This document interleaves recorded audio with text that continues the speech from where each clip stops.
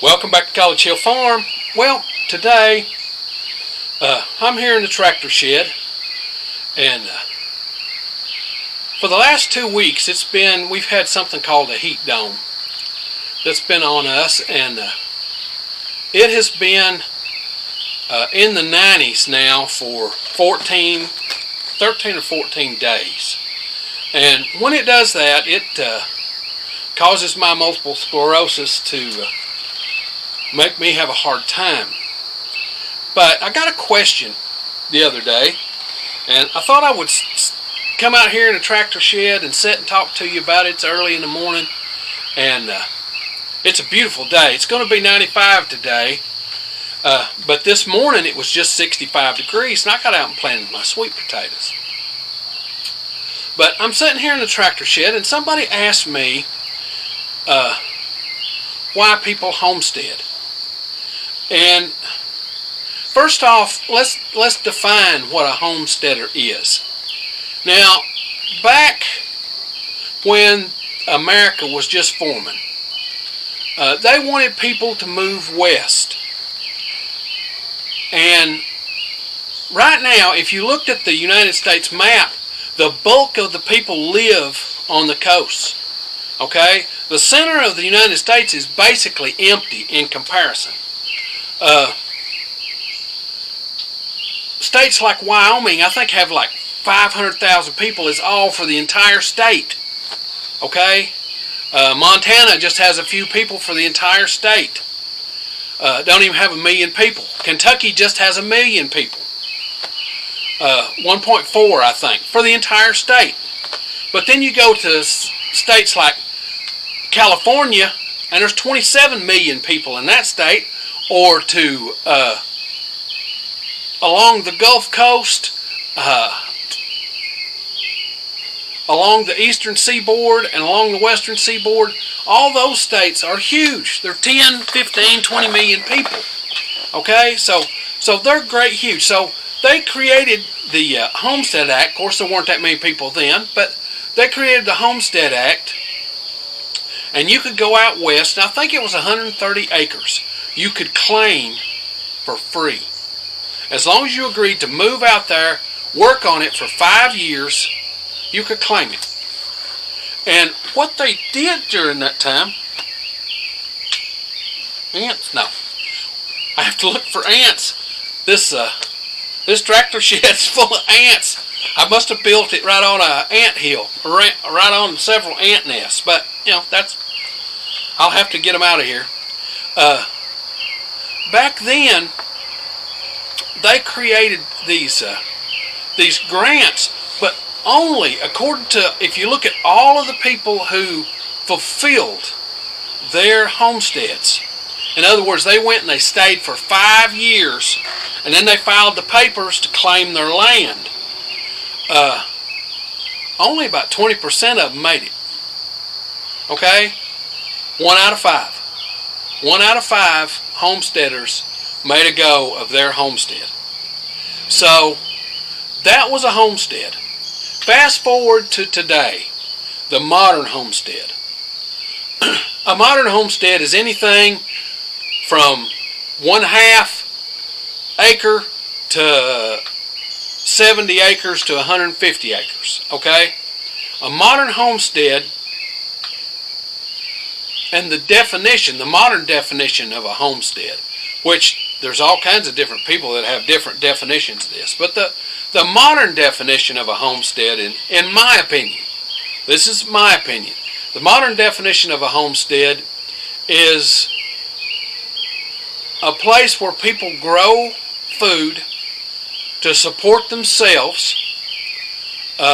They might grow enough food to support themselves and sell food, but in my opinion, that's a farm. That's different. Okay? A farm you make your living off of. Most homesteaders don't make their living off their homestead. They try and become as self-sufficient as possible. And they raise gardens, they have animals, they do all these things. They try and raise as much of their food as possible. I've read a thing that 96% of all small farms, homesteads if you want to consider them that way, all small homesteads, 96% had outside farm income. In other words, somebody worked off the farm, whether mom worked or dad worked and farmed at the same time, or mom and dad both worked and farmed at the same time. So, yeah, a homestead is just a place where you try and grow as much of your own food as is humanly possible. That being said, there is for me, ever since I was a kid, I've lived this lifestyle. We didn't call it homesteading back then. It was just an Appalachian lifestyle. Dad worked in the mines, and we raised gardens. My grandfather, he's probably the best example. He had a 5-acre modern homestead. Okay?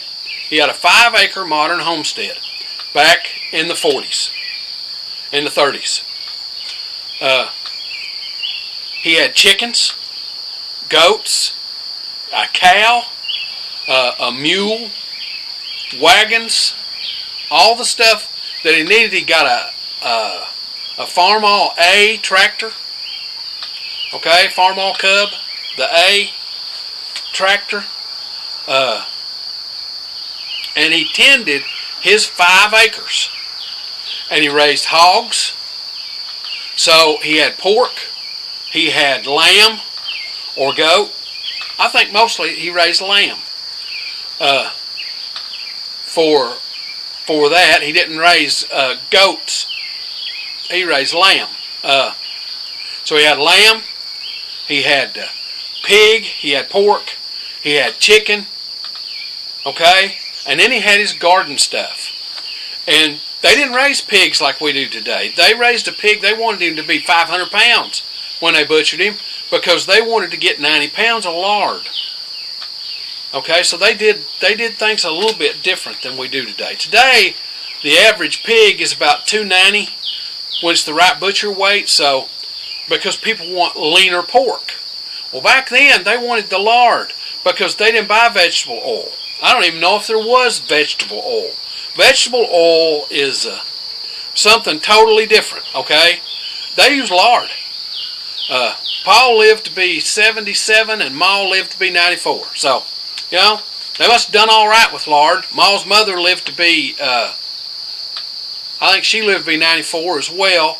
And Ma's father lived to be 88. Okay? Paul's father and mother was 94 and 86. So, yeah, they lived a long time. Paul didn't live as long. I'm satisfied because he worked in the mines. He worked in the mines during the day, and he tended his homestead in the evenings and on the weekends. When anytime he was laid off, they got laid off. He grew tobacco, so every year he got tobacco money, and that's what they used for their Christmas money. So a homesteader is somebody that tries to live as sustainable a lifestyle as they can without depending on as many things as possible. That's why some homesteaders are off-grid. You know, they have solar panels and different things so that they can be off-grid. Some homesteaders, like me, are modern homesteaders. I'm on the grid. I have city water and I don't have city sewer. I have a septic tank.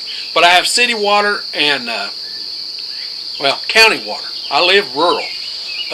County water, and I have 9 acres of ground, and I have electricity. I have rural electric. So we are modern homesteaders. 9 acres is enough. You could raise all your food if you could put in all the work. Okay? You could raise all your food on 9 acres if you could put in all the work. You could raise sheep or goats, pigs, and then your vegetables. You might even raise a steer every year. Okay, get get a steer. Around here we have several little dairy farms. Okay, they're just small dairy outfits, and they use jerseys, or they use I can't think of the names, but you can get a little steer calf from them. They keep the little heifers, but you can get a little steer calf from them, band him, and in 6 months you feed him, you give him milk replacer, hand bottle feed him so that he's real tame, and then in 6 months he weighs 500 or 600 pounds. You can take him to the butcher, and that's all the meat your family's going to need for the year. Okay, and he'll be just as tender as he can be. A little brown Swiss cow that's been milk fed for 6 months, oh, it's like eating veal. It's great. So yeah, it would not be that hard with an acreage like mine to totally do your entire food. Now, Chris and I, we like to go out for date night and get a pizza or go to Chinese or whatever, but for the most part, we eat what we grow. I have not put in my fences, so I don't have animals yet. We have been on this homestead for 10 years. I know that seems like a long time. I came here when I was 51. I'm 61 now. I have my own health issues. Y'all know that. So it's just taken me quite a while to get to the point that I can do the things that I need to do. So I'm building this tractor shed. I've got the walls up, and the heat come on, and I had to stop because of my MS. I'm trying to maintain the garden, but the garden's kind of getting away from me because the last 2 weeks I haven't been able to get out in it. So why do people live this lifestyle? Well, I don't call it homesteading as much as I call it living an Appalachian lifestyle. My granddad came home from work, tended his garden, raised his tobacco, took care of his animals before he left. Ma worked in the little vegetable garden, my grandmother. She worked in her little vegetable garden, and they raised a pig, and they gave the pig scraps and a little feed. They raised corn, 4 acres of corn, to feed the pigs and their chickens. They did not buy nearly as much feed as we do. They sold eggs. They raised a lot of potatoes and sold potatoes. They bedded big, huge beds, and everybody around came and bought tomatoes and peppers and that kind of stuff from them. Slips. Everything was slips. There wasn't all these little plastic pots back then. Everything was slips, or sets, whatever you want to call them, like I do when I plant my sweet potatoes. Slips. And it's like I do when I plant my tomatoes too, and peppers. They're all slips. So they planted them all in slips, and so they saved their own seed. All of their things were heirloom. They gassed their beds. It was cool because now my grandfather would take bromine gas. He would buy bromine gas at Farmer's Supply in Harlan, and it came in these little cans, and you could unscrew the lid and pour it, and that bromine gas would pour. It was cool as it could be. We played with it. God, it was dangerous as it could be, but we played with it. And he would take his beds and he would cover them with a cloth, one of those white cloths. And I don't know, his might have just been a white sheet. But he would cover the bed, and then he would pour that bromine gas into the beds. His beds were probably 25 feet long, and separated into 4 or 5 beds made with cross ties, railroad cross ties. And he would cover them, and then he would pour that bromine gas, and it would go over the entire bed, just killing everything it came in contact with. Bromine is an oxidizer like crazy. You would dig up, then you would come and then you would dig with a fork and turn that dirt over. Turn that dirt all over. And if you found a toad, let's say there was a toad or something in there, that toad would be bleached white. Okay, it killed all the bugs, it killed all the plant matter, it killed everything. And then you uncovered it, it killed all the seeds too. You uncovered it, and you let that bromine gas get off, you left it uncovered for about a week. And then it was ready for you to come in there with your pitchfork and turn the dirt, because nobody ever walked on that, so the dirt was easy to turn. It was a bed. But it was right on the ground. There wasn't no raised, elevated beds like we do nowadays. And he would turn that, get it all cleaned out, and then he would sow his tomatoes and peppers and tobacco. He sowed tomatoes, peppers, tobacco. What else did he sow in there?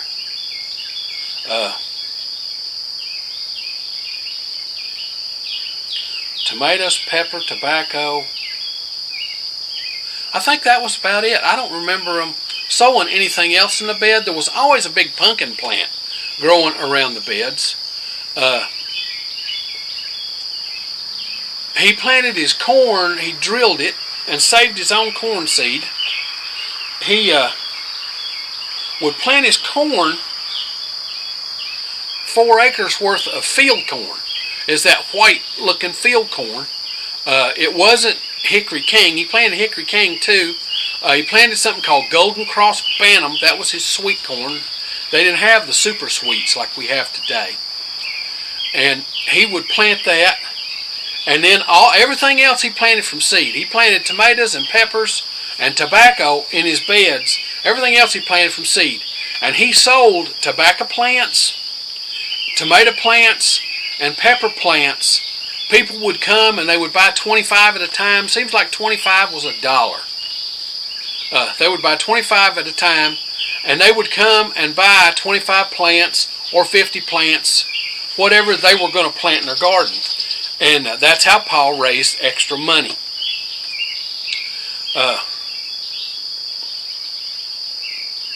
So why do people homestead? Well, first off, it's a good quality of life. I have multiple sclerosis. I have ulcerative colitis, and I'm a diabetic. So I need to eat healthy. I need to get exercise. And going to the gym was never exercise for me. Okay? I played football growing up.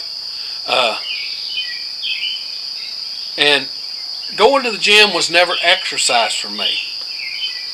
So I like getting out and doing stuff. I like working here on the homestead. I do it all the time. With my problems, I can't do it. I do it in the fall. I can work all day long when it gets where it's not going to get over 70 degrees during the day. In the winter, I can work out until it gets down to about 30, and then it's a little tough on me. Then in the spring, I can do the same thing. So I'll get back on the tractor shed when it cools down enough for me to get back on it. So that's what I do. That's part of why I homestead. It's a quality of life thing. The second part is it's the ability to know that you can provide for yourself if you have to. My property is big enough that my children could come here with their spouses, and we could raise enough food for all of us to eat an entire year. We could do that. I raise enough now for me and Crystal to eat quite a bit. We provide most of our vegetables. I won't say all, because I have no luck growing Brussels sprouts. So I buy Brussels sprouts. But as far as the other stuff, we grow pretty much all the vegetables we eat, and we freeze them. We used to can, but we're getting old enough that working with those heavy canners and stuff, it's just become burdensome. So standing at the sink and doing stuff up to can is just getting burdensome. So it's hard on her back, it's hard on my back. So we're not doing that anymore. We freeze everything. I've got solar panels that I'm going to put in that's going to run our freezers. I have to get to that. I've got so many projects. Homesteaders always have more projects than they can get to. That's just the way it is. You'll have a project that you know you're going to work on today, and then something will tear up and you got to do that first. Okay? You're always fixing something. You're always working on something. Always repairing something. Mend and make do. That's what homesteaders do. And it's a lifestyle. Could Crystal and I do better fiscally if I had just stayed working and she stayed working as a nurse and the kids were grown? We could have been empty nesters and kept working and put up a great big nest egg for some nursing home to get. We could have done that because that's the way that works anymore. You save a big nest egg and a nursing home gets that. I hope. Well, I'm not going to get into that. This is about why we homestead. So let's stick with that. I have a tendency to ramble sometimes. So the lifestyle is slow. This lifestyle has made it such that my MS is nearly inactive. Okay, I eat healthy food. I get exercise. My stress load is through the floor. I don't worry if I can't get on the tractor shed right away. If I'm getting weeds in my garden and I can't get to it, I don't worry about it. Okay, I'll get to them when I can. And if I can't, it'll be okay. I draw enough retirement that I can do that. Okay? I draw enough. I am not on disabled Social Security, just so you know. I'm not on disability. I met my full retirement. Okay? I met the requirements for a full retirement. So, don't be thinking that I'm one of these folks that says I'm disabled, but that I work every day. That's not what happens.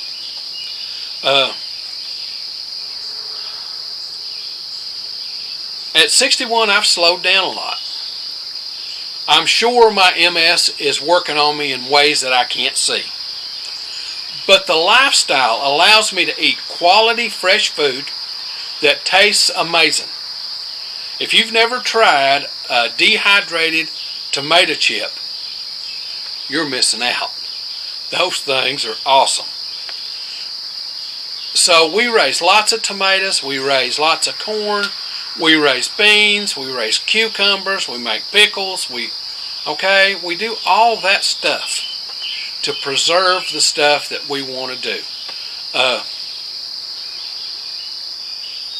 The third reason.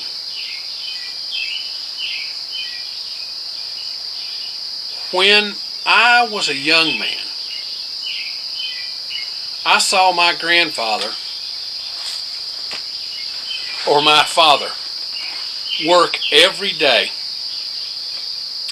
He went to work every day for a company that really didn't give a crap whether he lived or died. Okay, he was a coal miner. And coal companies, if they hadn't been made to put in safety stuff, they wouldn't have put it in. That's just the way it was. Miners were cheaper than the equipment. Let me say that again. Miners were cheaper than the equipment. My dad worked in the coal mines for years. He got black lung. I forget what the pneumociliosis or whatever. Pneumococcal or anyway. He got black lung. and he got cancer. And we don't know where the cancer came from. We don't know if the cancer was from his colon or if he got pancreatic cancer. But Dad was a maintenance man. He was exposed to welding smoke. He was exposed to chemicals. He was exposed to coal dust. He was exposed to all these things. And they denied my mother his black lung. That's how much they care about you. They don't give one hairy crap about you. It took him 2 years to get his disabled Social Security because he was disabled. He couldn't breathe. But it still took him 2 years to get his Social Security, and it took him 5 or 6 years to get his black lung. And in 2 years he was dead, and then they denied my mother his black lung. That's what those people do. Okay? They could give two craps about you. So I didn't want to work for an industry my entire life till it killed me and not live a quality life. This is a quality life. This weekend the boys were here, and Crystal's sister came to visit, and we just had a great time. We ate big meals and sat on the porch and laughed and just had a big time.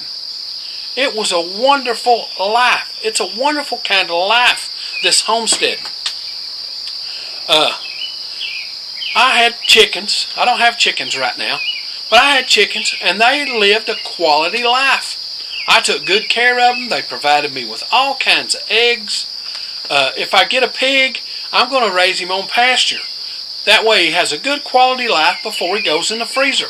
Hopefully this fall I can get my fences in, and then come spring start with that. I'll be 62 by the time I get to start with pigs. Now, my family's raised pigs my entire life. They had pigs when I was a kid, and they just raised feeder pigs. Okay, that's all I will do too.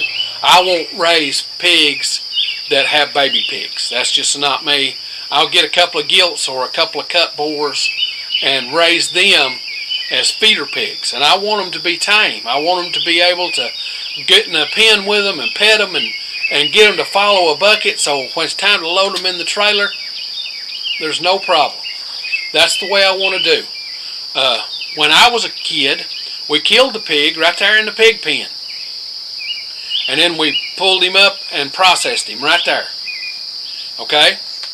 That was the way we did it. We processed them right there. Either we scraped them or we skinned them.